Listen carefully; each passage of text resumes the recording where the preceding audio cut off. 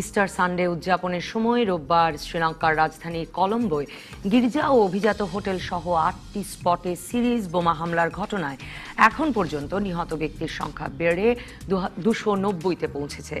শ্রীলঙ্কার পররাষ্ট্র মন্ত্রণালয় জানিয়েছে, নিহতদের মধ্যে অন্তত ৩৬ জন বিদেশি নাগরিক রয়েছেন এবং ৫ শতাধিক মানুষ আহত অবস্থায় হাসপাতালে চিকিৎসা নিচ্ছে। এই হামলায় আওয়ামী লীগের সভাপতিমণ্ডলীর সদস্য শেখ ফজলুল করিম সেলিমের ৮.৫ বছরের নাতি জায়ান চৌধুরী নিহত এবং জামাতা মাসিউল হক চৌধুরী আহত হয়েছেন। ২০০৯ সালে শ্রীলঙ্কায় গৃহযুদ্ধের অবসানের পর গত এক দশকের মধ্যে সবচেয়ে বড় রোববারের ওই হামলার দায় জামাত আল তাওহিদ আল ওয়াতানিয়া নামের একটি সন্ত্রাসী গোষ্ঠী স্বীকার করেছে বলে রুশ বার্তা সংস্থা তাস জানালেও শ্রীলঙ্কার পক্ষ থেকে বলা হচ্ছে, এই হামলার সঙ্গে জড়িত স্থানীয় জিহাদি গোষ্ঠী ন্যাশনাল তৌহিদ জামাত এনটিজে। এর আগে গত ১১ এপ্রিল এই জিহাদি গোষ্ঠী এনটিজে গুরুত্বপূর্ণ গির্জায় হামলা চালাতে পারে শ্রীলঙ্কার পুলিশ প্রধান এমন গোয়েন্দা তথ্য দেশের শীর্ষ পুলিশ কর্মকর্তাদের জানালেও কেন তা প্রধানমন্ত্রী অথবা মন্ত্রীদের জানানো হলো না এবং পর্যাপ্ত ব্যবস্থা নেওয়া হলো না তা নিয়ে প্রশ্ন তুলেছেন শ্রীলঙ্কার প্রধানমন্ত্রী রনিল বিক্রমসিংহে।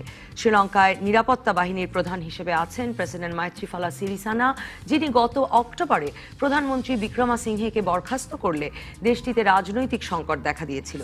পরে আদালতের আদেশে বিক্রমসিংহে প্রধানমন্ত্রিত্ব ফিরে পেলেও দেশটির স্বাস্থ্যমন্ত্রী ও মন্ত্রিসভার মুখপাত্র রাজিথা সেনারত্না এখন বলছেন, শ্রীলঙ্কাই বিশ্বের একমাত্র দেশ যেখানে নিরাপত্তা বাহিনী প্রধানমন্ত্রীর ডাকে সাড়া দেয় না।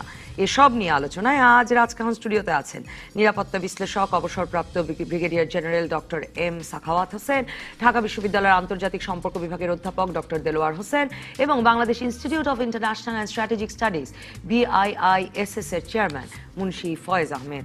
স্বাগত আপনাদের তিনজনকে। Brigadier general doctor M Sakhawat Hossain, বিষয় নির্ধারণ করেছি যে শ্রীলঙ্কায় হামলা কেন, আসলে এর কোনো উত্তর পাওয়া যায় কেন শ্রীলঙ্কাতে, সেটা বোঝবার কোনো উপায় আছে কিনা? আর এর সঙ্গেও জানতে চাই যে কয়েকটি গোষ্ঠীর নাম আসছে আজকে সারাদিনে, সেই নামগুলো আসতে শুরু করেছে। মানে কিভাবে দেখছেন, কিভাবে বিশ্লেষণ করছেন এই হামলার ঘটনাটিকে? জামাত আল তাওহিদ আল ওয়াতানিয়া নামের একটি সন্ত্রাসী গোষ্ঠী নিজেরাই স্বীকার করলেও রুশ বার্তা সংস্থা তাস সেটা জানাচ্ছে। শ্রীলঙ্কায়? হ্যাঁ। ও আচ্ছা, আপনি বলছেন এই গ্রুপের বেস কোথায়? হ্যাঁ, দুটোই স্থানীয় জঙ্গি গোষ্ঠী, ইসলামী। ও এমনও হতে পারে যে দুটো একই অর্গানাইজেশন। ঠিক আছে, জামাত আল তৌহিদ, হ্যাঁ জামাত আল তৌহিদ, এটা তো বলছে ন্যাশনাল তৌহিদ, এখন আল ওয়াতান, আল ওয়াতান মানে ন্যাশনাল, আল ওয়াতান মানে ন্যাশনাল, ওয়াতান ন্যাশনাল, তো একই। ও কাজী ন্যাশনাল তৌহিদ জামাতি হয়তো জামাত আল তাওহিদ আল ওয়াতানিয়া, আল ওয়াতানিয়া, আল ওয়াতান মানে ন্যাশনাল। হ্যাঁ, এখন আপনি যে শ্রীলঙ্কা কেন, এখন এটার বড় প্রশ্নটা কিন্তু এত সহজে আমি আপনাকে দিতে পারবো না। আমি জানি না, আমার দুইজন বিজ্ঞ আলোচক যারা আছেন তারা তো আরো ভালো দিতে পারবে। এটা বলা যায় কিনা আর এখন যে কোন দেশ কেন কখন হামলার শিকার হয়, এটা বলা যাবে না। কিন্তু শ্রীলঙ্কার ব্যাপারে কতগুলো আমার অবজারভেশন আছে। প্রথমত হচ্ছে, আপনি এটা দেখতে হবে, শ্রীলঙ্কাতে একটা বড় রকমের পলিটিক্যাল সংঘাত চলছে, যেখানে one side is trying to undermine the other.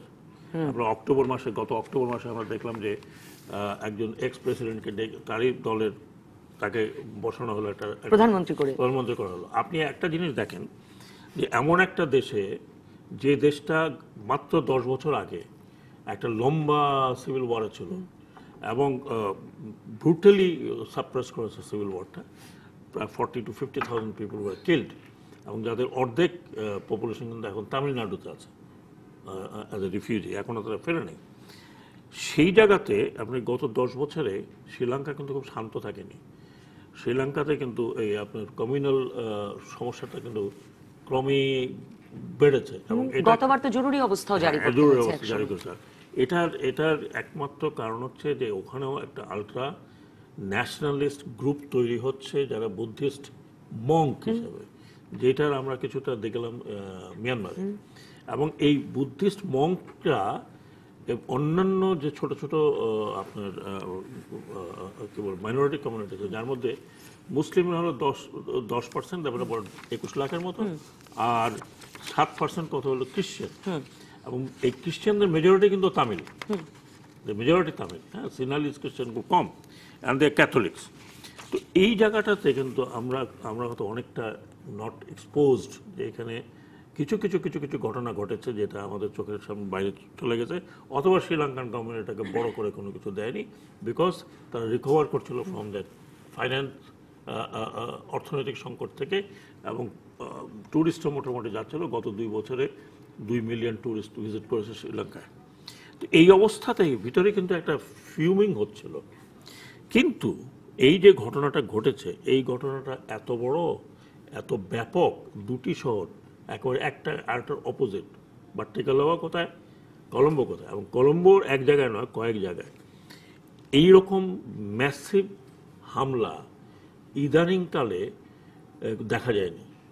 Even কি ওয়েল কোঅর্ডিনেটেড, হ্যাঁ, মানে আগে থেকে পরিকল্পিত। ইভেন আমরা আইএস এর কথা যেটা বলি, সবচেয়ে পাওয়ারফুল যেটাকে মনে করি, ওই আপনার টুইন টাওয়ারের পরে আল কায়দাও সেই ধরনের হামলা আমি দেখিনি।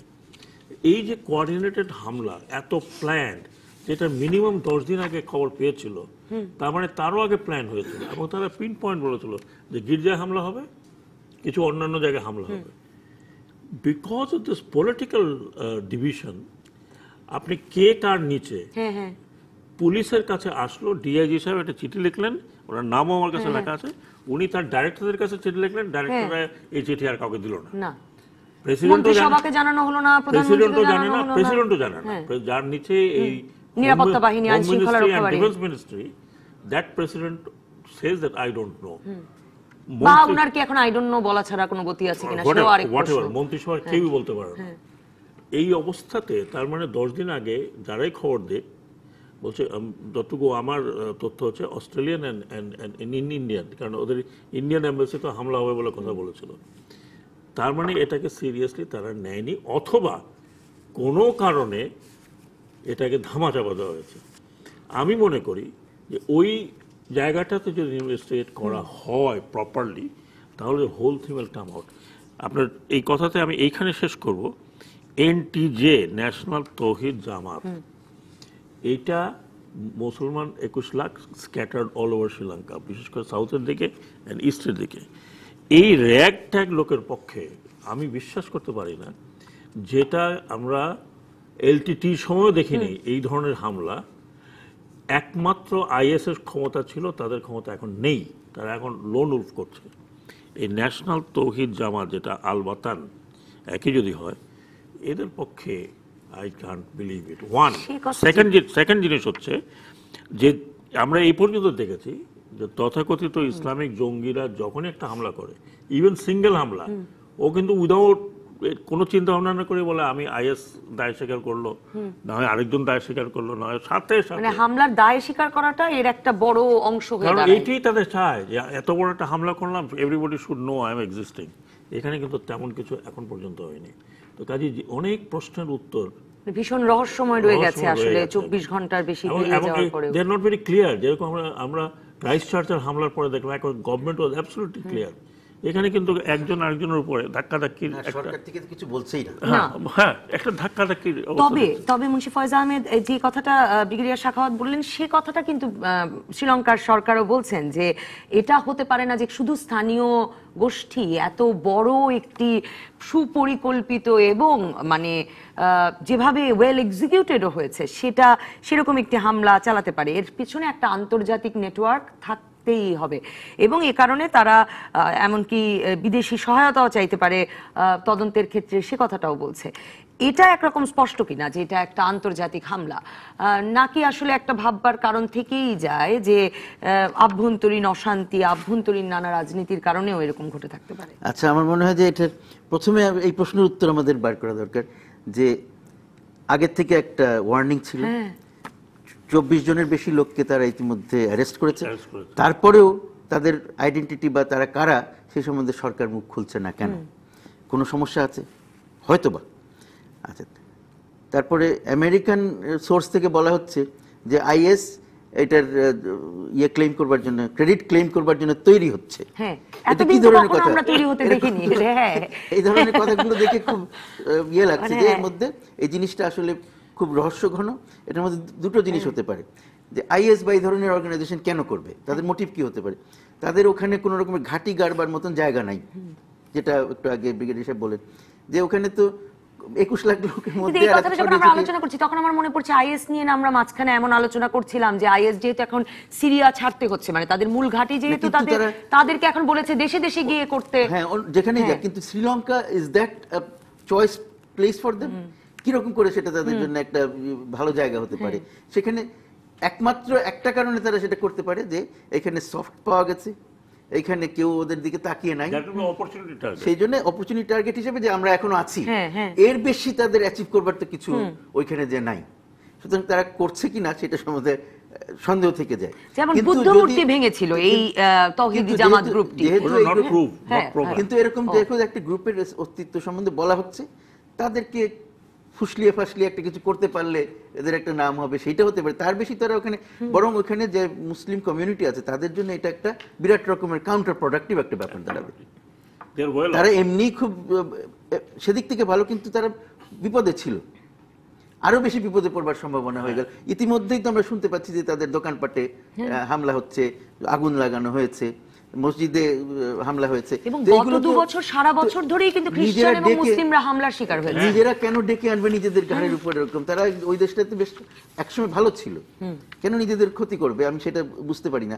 কিন্তু আমাদের ব্রিগেডিয়ার সাহেব যেটা বললেন যে অন্য কোনো কিছু আছে কিনা, তাদের অভ্যন্তরীণ যে রাজনীতি, সেটার ভিতরের যে বিভিন্ন রকমের ভেতরে ভেতরে যেসব সমস্যাগুলো চলছে, এই পক্ষ ওই পক্ষকে দেখতে পারে না ইত্যাদি ইত্যাদি, সেই সবের কোনো রকমের ফলশ্রুতি এটা কিনা, তারা কাউকে দিয়ে করিয়ে টরিয়ে অন্যদেরকে দোষ টোষ দিয়ে কোনো রকমের ফায়দা লুটার চেষ্টা করছে কিনা, সেটা বরং অনেক ক্ষেত্রে এই, যদিও এটাকে আমরা সেই কনস্পিরেসি থিওরির মতন হয়ে যাচ্ছে, কিন্তু একেবারে উড়িয়ে দেওয়া যায় না। ডক্টর দেলোয়ার হোসেন, আসলে এত শোকা মানে ভীভূত হবার মতো একটা ঘটনা, এবং সারা পৃথিবী এক রকমের শোকগ্রস্ত, এক রকমের আসলে মানে হ্যাঁ হ্যাঁ আমাদের দেশে মানে এই যে 8.5 বছরের একটা বাচ্চা বেড়াতে গিয়ে মারাই গেল, এবং আমি শুধু সেটা না, মানে 300-র মতো মানুষ মারা গেছেন। কিন্তু আসলে এরপরেও মানে আমরা যারা মানে এই হামলাটি আসলে নানাভাবে নানা প্রশ্নের জন্ম দিচ্ছে, মানে খবর খুঁজে আসলে কোনো উত্তর পাওয়া যাচ্ছে না। সেটা আপনাকে মানে এই যে শ্রীলঙ্কায় হামলা কেন, সেই প্রশ্নের কি উত্তর এনে দেয়? না সেটাই, ধন্যবাদ। আসলে এই হামলাটি একটা হচ্ছে যে শ্রীলঙ্কাকে বেছে নেওয়া, যদি স্থানীয় সংগঠনের মাধ্যমে যদি হয়, অথবা স্থানীয় সংগঠন এবং আন্তর্জাতিক নেটওয়ার্কের যোগ সাজসে যদি হয়, তারপরেও কিন্তু শ্রীলঙ্কা এই মুহূর্তে শ্রীলঙ্কাতে এই ধরনের একটি ঘটনা এটা একেবারেই বিস্ময়কর। কারণ যারা শ্রীলঙ্কার রাজনীতি বা শ্রীলঙ্কার সমাজ যারা পর্যবেক্ষণ করে, তারা কিন্তু এমনি একটা বিষয় আমাদের মাথায় রাখতে হবে। আমি যেটা মনে করি যে শ্রীলঙ্কার ভেতরে রাজনৈতিক বিবাদ বা রাজনৈতিক সহিংসতা এগুলো আছে, কিন্তু সন্ত্রাসবাদের যে আক্রমণ বা সন্ত্রাসবাদের যে প্রকৃতি, সে অনুযায়ী কিন্তু শ্রীলঙ্কাতে গত 10 বছরে তেমন কোনো আক্রমণ নাই, একেবারে অলমোস্ট জিরো। আপনার এইরকম একটি সিচুয়েশনে শ্রীলঙ্কাতে এইরকম একটা বড় আক্রমণ হওয়া, আবার কিছুদিন আগে নিউজিল্যান্ডের ক্রাইস্টচার্চে, যে দেশটিকে বিশ্বের অন্যতম শান্তিপূর্ণ দেশ বলা হয়, সেখানে একটা আক্রমণ হয়েছে বলে, দুটো আক্রমণ কিন্তু খুবই মানে একেবারেই ভিন্নভাবে আসছে এবং একটা ইউনিক আক্রমণ। এবং শ্রীলঙ্কার ঘটনাটি আরো মানে গুরুত্বপূর্ণ, যেটা আমাদের দুজন আলোচক বলছিল যে এই যে কারা করেছে, এইটা নিয়ে এই ধরনের টালবাহানা, আমরা যদি বলি যে দায় স্বীকার করছে না, যেটি নর্মালি অন্যান্য সন্ত্রাসী ঘটনায় সঙ্গে সঙ্গে করা হয়। আবার শ্রীলঙ্কার সরকারও এই ক্ষেত্রে, যেমন এখানে যারা আক্রমণ করেছে সন্ত্রাসীরা, তারা যেমন অত্যন্ত কোঅর্ডিনেটেড অ্যাটাক করেছে, তারা 3টি শহরে একসঙ্গে বোমা নিক্ষেপ করেছে, তারা আত্মঘাতী যে 7 জন, তাদেরকে একদম প্রপারলি তারা ব্যবহার করতে পেরেছে। পুরো বিষয়টি অত্যন্ত সুপরিকল্পিত এবং অত্যন্ত সফল তারা।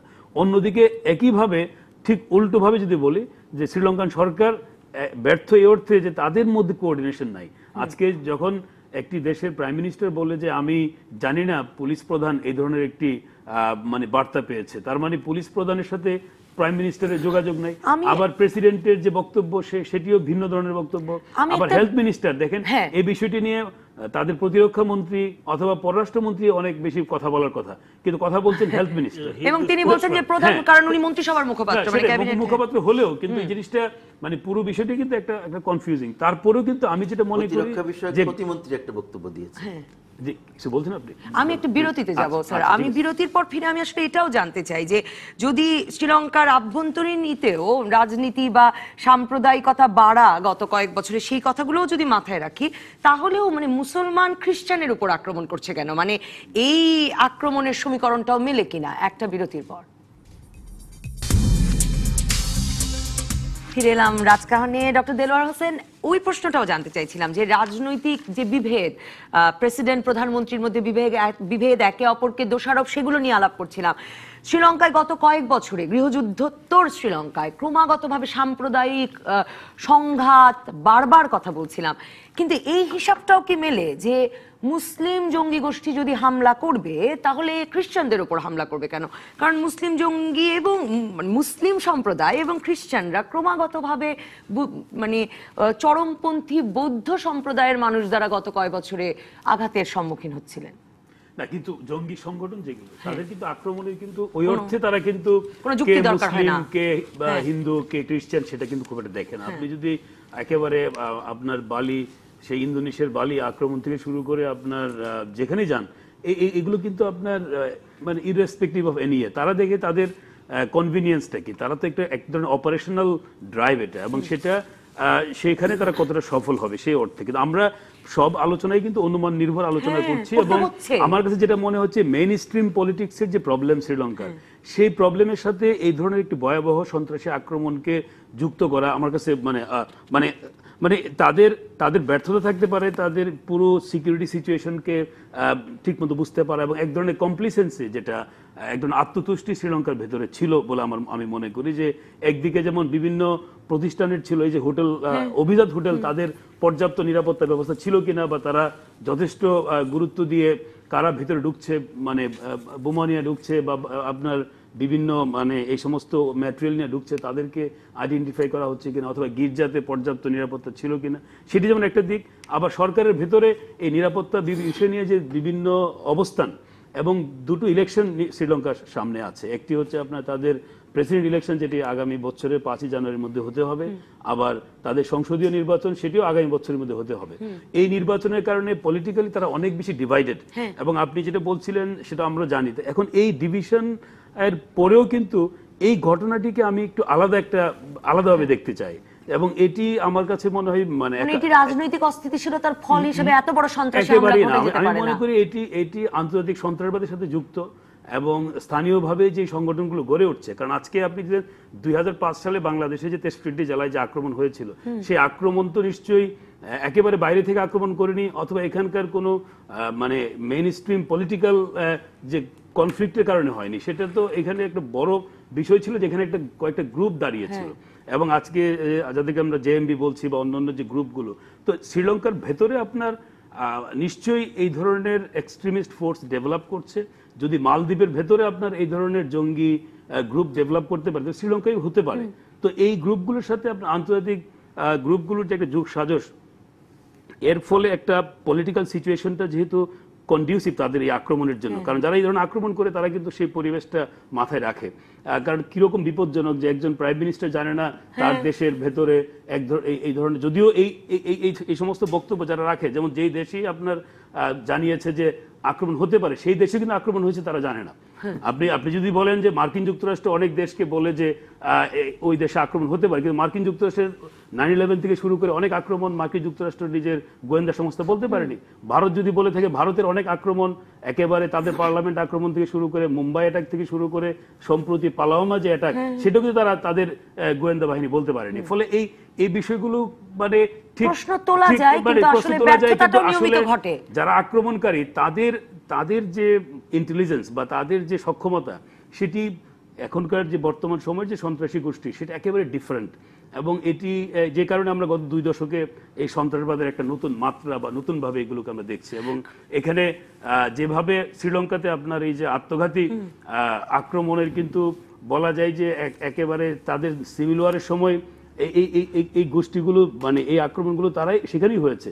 আবার এখানেই কিন্তু একটা বড় আঘাতটা আনছে আত্মঘাতী বোমা যারা নিক্ষেপ করেছে এবং তারা নিশ্চয়ই শ্রীলঙ্কান।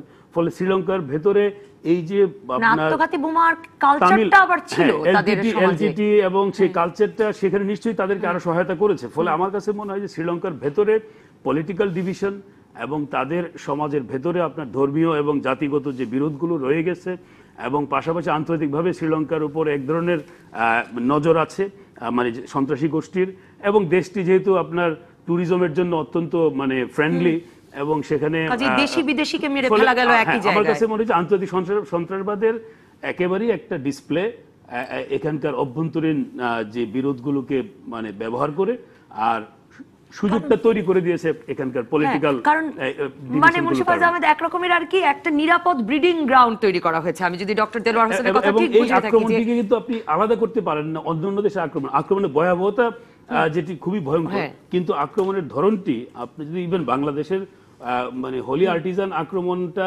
এখানে হোলি আর্টিজানে আপনার হোস্টেজ তারপরে কন্টিনিউয়াস একটা প্রসেস ছিল, এখানে সেটি সেভাবে ছিল না, কিন্তু ভয়াবহতার দিক থেকে এবং আক্রমণের বিদেশিরা দেখেন 36 জন বিদেশি নাগরিক, তারা কোন ধর্মের কোন বর্ণের সেটা কিন্তু এখানে ইস্যু না। ইস্যু হচ্ছে যে অভিজাত হোটেলে আক্রমণ করতে হবে, সকালবেলা ব্রেকফাস্ট হবে, সেখানে মানুষ জড়ো হবে, আক্রমণ করতে হবে, গির্জায় আক্রমণ করতে হবে। এখানে ইস্টার সানডের ইস্যুটা হয়তো ধর্মীয় দিক থেকে আনা যায়, কিন্তু আমার কাছে মনে হয় যে নারী পুরুষ বৃদ্ধ নির্বিশেষে তাদের একটা ধর্মীয় পরিচয় হয়তো আসতে পারে নাও আসতে পারে, কিন্তু ইস্যুটা হচ্ছে যে এই ধরনের মানে উৎসব লোকারণ্য এটাকে কিন্তু বেছে নেওয়া হয় এবং সেটাই কিন্তু এখানে হয়েছে। মুন্সি ফয়েজ আহমেদ, সে কারণেই বলা হচ্ছে কিনা যে এই যে মানে শ্রীলঙ্কার সরকার এটা নিশ্চিতভাবে বলতে পারছে কিনা যে একটা আন্তর্জাতিক নেটওয়ার্কের সম্পর্ক আছে। আর আমি দেখছিলাম যে প্রেসিডেন্টের যিনি নিরাপত্তা প্রধান চিফ অফ স্টাফ তিনি বলছিলেন যে তারা আসলে তাদের কাছে গোয়েন্দা তথ্য থাকলেও ঘটনা যে এত ভয়াবহ হবে এবং মানে নিয়মিত নিরাপত্তা ব্যবস্থায় যে ঘটনা ঠেকানো যাবে না সেটা তাদের কল্পনার বাইরে ছিল। এখানে এটা উত্তর দেওয়ার আগে আমি একটা কথা একটু বলে নিই যে আসলে এত বড় একটা দুঃখজনক ঘটনা ঘটেছে, আমার পক্ষ থেকেও আমি দুঃখ প্রকাশ করছি, এতগুলো লোক মারা গেল যে এবং তাদের প্রতি সহমর্মিতা জানাচ্ছি। মানে সারা পৃথিবী একটা শকে আছে এখন। আসলে আমাদের প্রথম রিয়াকশন স্বাভাবিকভাবে যেটা হতো যে সন্ত্রাসের বিরুদ্ধে আঞ্চলিকভাবে একটা সহযোগিতা আরো দৃঢ় করা যায় কিনা, কিন্তু ওই যে যেটা কথা আমরা বারবার আসতেছি যে ওখানকার যে অভ্যন্তরীণ যে রাজনীতির যে দ্বন্দ্ব ইত্যাদি, তার ফলে সেই দিকেও খুব বেশি আমরা আগাতে পারছি না। আর যে প্রসঙ্গটা আপনি তুললেন যে এই কি বলে মুসলমান এবং খ্রিস্টান এদের মধ্যে হামলাটা কেন, এইটা আমার মনে হয় এটা এক্সপ্লেন করা, এটা বিয়ে করা খুব ডিফিকাল্ট, যে এটা করার কথা না সাধারণভাবে, কিন্তু সেটার একটা এক্সপ্লেনেশন আমাদের প্রফেসর সাহেব দিলেন। কিন্তু আমি মনে করি এরকমও হতে পারে, এরকম চিন্তাও করা যেতে পারে যে যেহেতু একটা অস্থিরতা চলছে, কিছু লোককে ব্যবহার করে, বিভিন্ন লোককে ব্যবহার করে এই এক কমিউনিটিকে আরেক কমিউনিটির বিরুদ্ধে লেলিয়ে দিয়ে অন্যরা ফায়দা লুটছে, বা এই যে ওখানকার যে একটা দ্বন্দ্বপূর্ণ রাজনৈতিক পরিবেশ, সেখানে যারা পিছনের পাতে আছে হয়তো তারা ভাবছে যে তাদের অবস্থানটাকে নতুন করে একটা দৃঢ়তা নেওয়া যায় কিনা, এরকম একটা অস্থিরতা তৈরি করলে কিছু কিছু এস্টাবলিশমেন্টস কিছু কিছু সুবিধা পেতে পারে, সেই সব কিছু হচ্ছে কিনা সেটাও চিন্তা করার সুযোগ আছে আমার ধারণা। তবে আসল কথা হলো যে এখনই আমাদের পক্ষে খুব বেশি বলার সুযোগ নাই, কারণ শ্রীলঙ্কান সরকার যতক্ষণ পর্যন্ত আরো পরিষ্কারভাবে সবকিছু না জানাচ্ছে, আমরা যা কিছু বলবো সেগুলো স্পেকুলেশন হবে। আর শ্রীলঙ্কান সরকারের পক্ষ থেকে জিনিসটা যখন আরো পরিষ্কারভাবে বেরিয়ে আসবে তখন আমরা হয়তো আরো ভালো করে বলতে পারবো। কিন্তু জরুরি কথা আমাদের সবার প্রস্তুত থাকা। এই যে একটা কথা বললেন যে তারা জানতো, কিন্তু জানতো না যে কোথায় অ্যাটাক করবে বা কি পরিমাণ হবে, তারপরেও আমরা ঘটনার সময় আমরা কোনো লক্ষণ দেখি নেই যে কোনো রকমের প্রস্তুতি ছিল, এখানে যে কোনো রকমের কর্ডন বা কিছু ছিল সেরকম তো কিছু দেখা যায় না। এবং ধর্মীয় উপাসনালয় এবং অভিজাত হোটেল সন্ত্রাসীদের এমনিতে প্রিয় জায়গা আর কি, মানে তারা ওসব জায়গায় অ্যালার্ট হওয়ার একটা ওয়ার্নিং পাওয়ার পরে তো নিশ্চয়ই আর একটু প্রস্তুতি থাকা উচিত ছিল। সেটা কোনো লক্ষণ খুব একটা অন্তত এখন পর্যন্ত আমাদের চোখে পড়ে নাই। কিন্তু একটা জিনিস আবার দেখে গেছে যে খুব দ্রুত কিছু লোককে অ্যারেস্ট করা গেছে, বাড়িতে দিয়েছে তারা, তার মানে এই লোকগুলোকে তারা আগে থেকে চিহ্নিত করে রেখেছে, নাহলে ঝট করে তো ঠেকাতে পারে নাই, কিন্তু এই লোকগুলোকে ধরেছে প্রথমেই 7 জনের কথা আসছে, তারপর আস্তে আস্তে 24 জনের কথা আসছে। এই লোকগুলো বাড়িতে scapegoat কে বাড়িতে সেটা- বাড়িতে তারা হামলা করেছে, সেখানে তারা ফায়ার রিটার্ন করেছে, তাতে 3 জন পুলিশ অফিসার মারা গেছে। এইসব কিছু থেকে মনে হচ্ছে যে তারা জানতো যে কারা করতে পারে, হ্যাঁ, এবং কিন্তু তারপরে যথেষ্ট ব্যবস্থা নেয় নাই। এবং এটা খুব অনেকেই আশ্চর্য লাগে। লিখছেন যে মানে সংবাদ মাধ্যমগুলো বলছে যে এই যে এনটি, যে ন্যাশনাল তৌহিদ জামাত, যাকে আপনারা বলছেন যে ওই একই দল হতে পারে, দুটো যে গ্রুপের নাম এসেছে, নাম থেকে তাই মনে হয়। এই গ্রুপের নাম শ্রীলঙ্কাতেও বেশিরভাগ মানুষ জানতো না গতকাল প্রথম সরকারের লোক এই নামটি উচ্চারণ করবার আগে। কাজেই এখানে এআরএস সম্বন্ধে আমরা আরসা সম্বন্ধে যেরকম শুনেছি যে এটাও একটা কল্পিত বাহিনী, সেরকম কিছু হতে পারে, বলা যায় না। না, আবার এদের নাকি আপনার তামিলনাড়ুতে ওদের নাকি তামিলনাড়ুতে কার্যক্রম আছে। বেসিক্যালি দে আর তামিলনাড়ুতে, এবং তাদের আরো কিছু তবে এর আগে তাদের কিছু অ্যাক্টিভিটিজ এর হ্যাঁ, মানে 2016-তে বুদ্ধিস্টদের প্রতি না, হিংসা এটা ছড়ানোর জন্য তামিলনাড়ু গ্রেফতার হয়েছিলেন। তামিলনাড়ুতে যেটা আজকে তারা এটাকে কন্ডেম করেছে এবং বলছে রেডি টু হেল্প। তামিলনাড়ুতে একই নামে মুসলিম একটা সংগঠন আছে, তারা কিন্তু আবার সোশ্যাল ওয়ার্ক করে।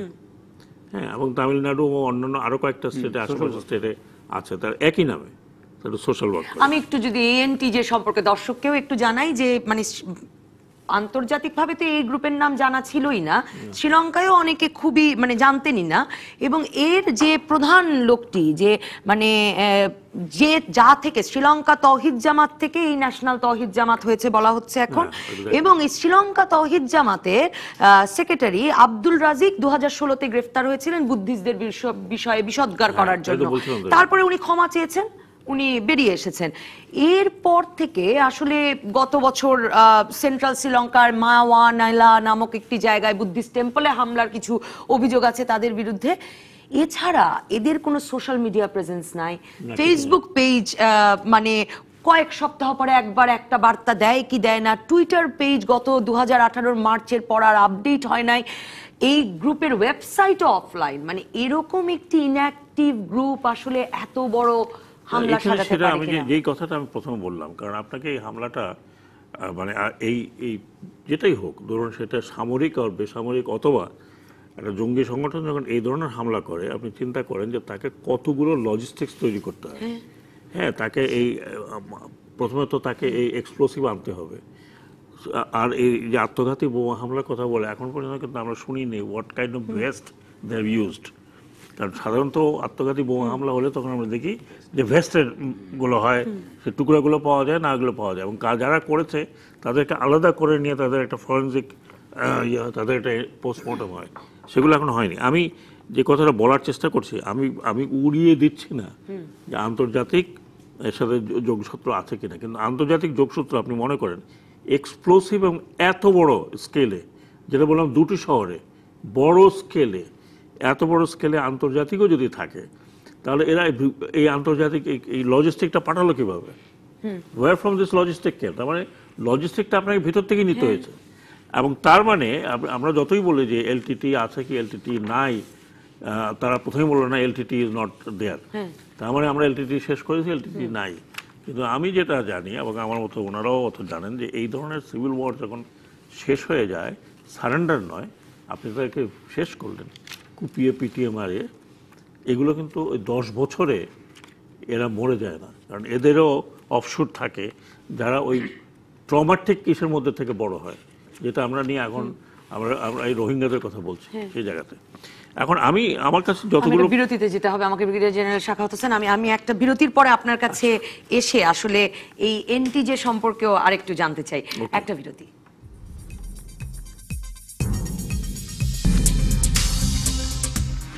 ফিরে এলাম রাজকাহনে। ব্রিগেডিয়ার জেনারেল শাখাওয়াত হোসেন, আপনি বলতে শুরু করেছিলেন যে মানে ওইখানে কেন, আমি যে এনটিজের প্রসঙ্গটা বলছিলাম যে সরকারের নানাজন তো টুইট করছেন, ফেসবুক করছেন যে তারা আগে জানতেন, ইন্টেলিজেন্স রিপোর্ট ছিল, কেন কাজ করা হচ্ছে না।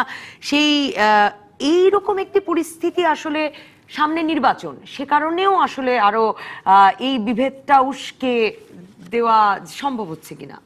দেখুন, প্রথমে তো একটা কথা যেটা আমিও ওনাদের সাথে বলছি, যে এত বড় একটা হামলা, এইরকম প্রাণহানি সাউথ এশিয়াতে কিন্তু এক হামলা এরকম হয়নি, নট ইভেন ইন ইন্ডিয়া।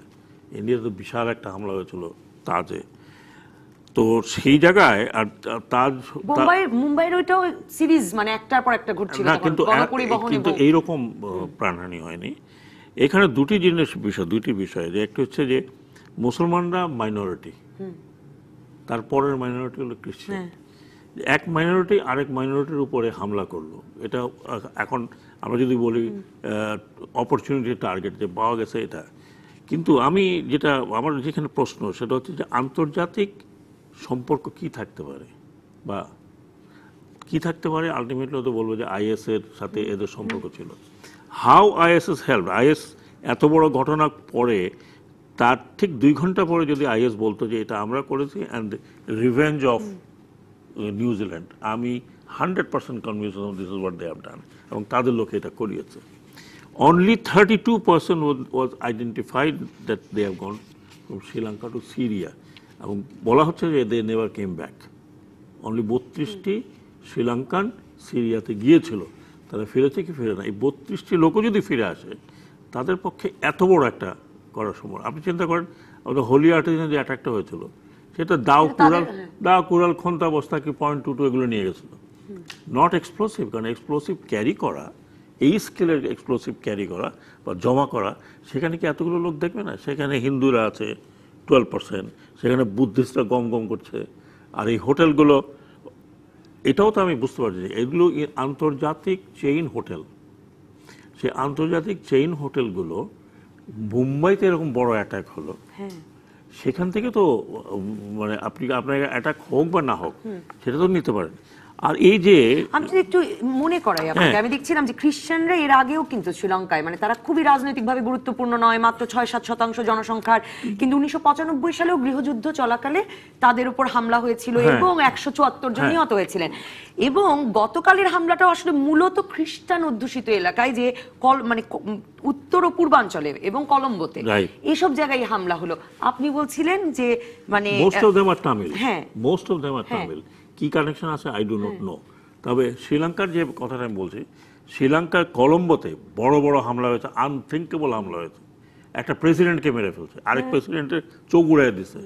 তারপরে আপনার আর্মি হেডকোয়ার্টারের ভিতরে হামলা হয়েছে। কাজে কলম্বো অ্যাডমিনিস্ট্রেশন তো জানে যে this thing is happening, this thing এটা হতে পারে, চারিদিকে হচ্ছে।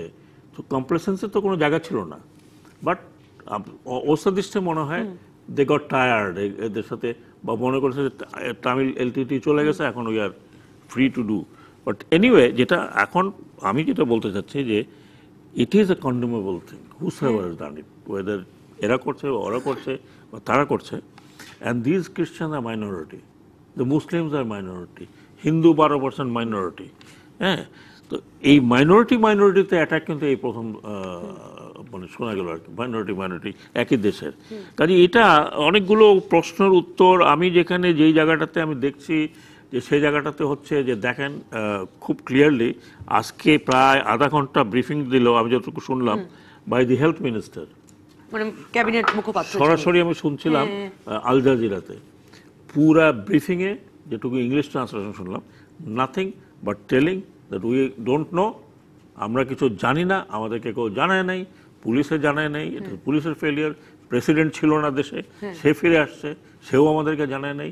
কোনো মেমো যেগুলো আছে সেই মেমোর কপি প্রেসিডেন্টকে দেওয়া হয়নি, প্রাইম মিনিস্টারকে দেওয়া হয়নি। আমরা বোধহয় এই কথাটা বলেছি কিনা জানি না, মুন্সি ফয়েজ আহমেদ যে আমাকে এক্সকিউজ মি, তারপরে সে ব্লেম করেছে কিন্তু রাজাপাকসেকে, বলে সে বলছে যে সে থাকলে এই কাণ্ড হতো না। তো সো এই জায়গাটাতে আমার মনে হয় যে they have to be very clean and clear. আমাদের কাছে দুইটা তাহলে মডেল হলো, একটা হচ্ছে ক্রাইস্ট চার্চ মডেল, যেখানে একেবারে government right from the day one they identified and they said, আর একটা হচ্ছে এইটা মডেল। এখন আমরা কোনটা, এবং মুন্সি ফয়েজ আহমেদ আমরা এই কথাটা বলেছি কিনা জানি না, মানে এই যে ন্যাশনাল তাওহীদ জামাত, তারা কিন্তু খুবই তীব্রভাবে বলছে যে তারা এর সঙ্গে জড়িত না, মানে তারা কোনো আসলে একদম গোপন সংগঠনও না, মানে তারা লুকিয়ে থাকা গোপন জঙ্গি সংগঠন না, তারা রীতিমতো বিবৃতি দিয়ে বলছে যে তারাও হত্যাকারীদের বিচার চায়, হামলাকারীদের বিচার চায়।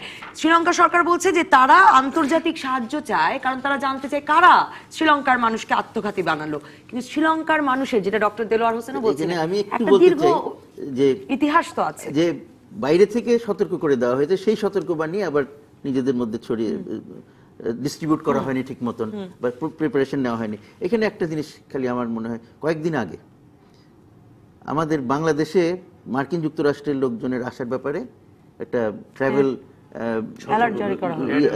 জারি করা Red হলো, alert দিতে যে তাদেরকে করা হলো। সতর্ক চলাফেরা করা বলো যে এখানে গন্ডগোল হতে পারে। তখন মাননীয় প্রধানমন্ত্রী একটা কথা বলেছিলেন, তোমরা যদি কিছু জানো আমাদেরকে বলো না কেন।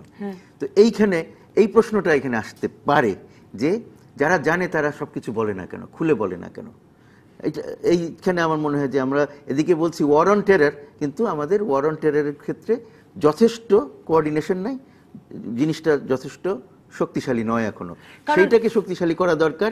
এবং ওই আগে ওই কতগুলো যে আমাদের একেবারে ধারণা, বদ্ধমূল ধারণা করে নেওয়া হয়েছে আন্তর্জাতিকভাবে যে যেখানেই টেররিস্ট হবে সেখানে মুসলমান করতে হবে, সেইগুলো না করে সত্যিকার অর্থে এটার গোড়ায় যেতে হবে সবাই মিলে, এবং যেখানেই যে কিছু করতেছে সেইটার বিরুদ্ধে আমাদেরকে দাঁড়াতে হবে। কারণ ডক্টর দেলোয়ার হোসেন, যুক্তরাষ্ট্র এখনো বলছে যে আরো কয়েকটি হামলা শ্রীলঙ্কায় হতে পারে, মানে এগুলো ধারণা ভিত্তিক, অনুমান ভিত্তিক, নাকি সুনির্দিষ্ট গোয়েন্দা তথ্য আছে কোথায় আসলে নিরাপত্তা নিতে হবে, যেটা মুন্সি ফয়েজ আহমেদ বলছেন সেরকম নির্দেশনা আসছে বলে জানা যাচ্ছে না।